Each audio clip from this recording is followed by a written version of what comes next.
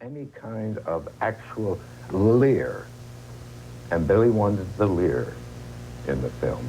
Oh. And I fought him. So my experience with Mr. Wilder, he's a brilliant director. And you just had a man here before me. Jack Lemmon, yes. Jack Lemmon had done some wonderful films Yes. with him. And anyone who's directed by him, I don't think has ever complained. I did. And so that was a tussle we had all through the film. But you won out, though, didn't you, if my memory is correct? I generally tried to. You generally tried to. And I agree with you. The secret of that comedy, you left, you know what you did by fighting for what you believed in. Of course, you left more to our imaginations. Of course. Yes. What was it But like? I didn't know, no. I simply interpreted what George had written. Yeah. But George wrote it. I simply played Oh, it. no, I meant your interpretation. I know, but... Left more to... But even so, you see, I don't think the actors should get too much credit. You're wonderful to say that. I guess No, Axelrod's still around, isn't he? And Yes, George is still right. You won't reveal the name of that actress, will you? No, I don't think it's right. No, okay, fine. What about Marilyn herself, working with her, the actress?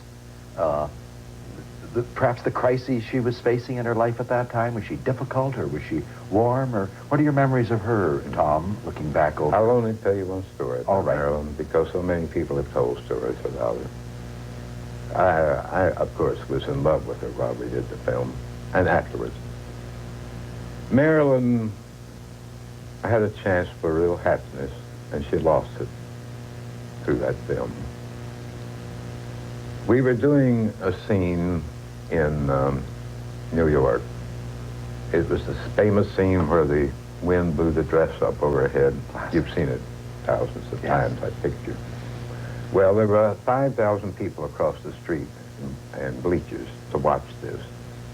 And the director, Billy, had told us that we came out of the film, supposedly, the film house in the picture, and walked over to a grating and stood there talking.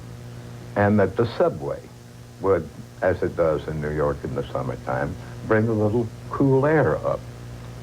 He did not tell us that there was a powerful fan underneath there. Oh, dear. That would blow us practically sky high. That was a very hot day, or rather hot night. And Marilyn, for example, when it was really hot, never liked to wear under things or clinging to her. So she had nothing on except a gown.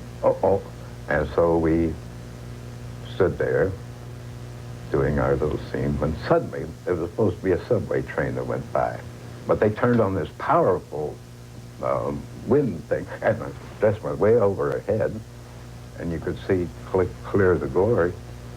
And there was much screaming carrying on, and so we went downstairs. And Joe was across the street because they put bleachers up for 5,000 people to sit on to watch this, and they'd all seen it too. And he was furious. And he said to her, if you go back out there, we're through. And she said, I'm going. That was the last word she ever said to him. So she put on the necessary undergarments, and we went out there. They did it again. She never spoke to Joe after that. I don't think Joe ever knew that she hadn't known. But that's what caused the breakup. That's a tragically ironic tale. It is because of all the people in the world that I would have liked to have seen her stay with was Joe. Joe was a wonderful man, and she loved him. And he loved her. You've admitted your own love for her. She must have been an incredible creature. She was. Yeah. And she had a lousy shot at life.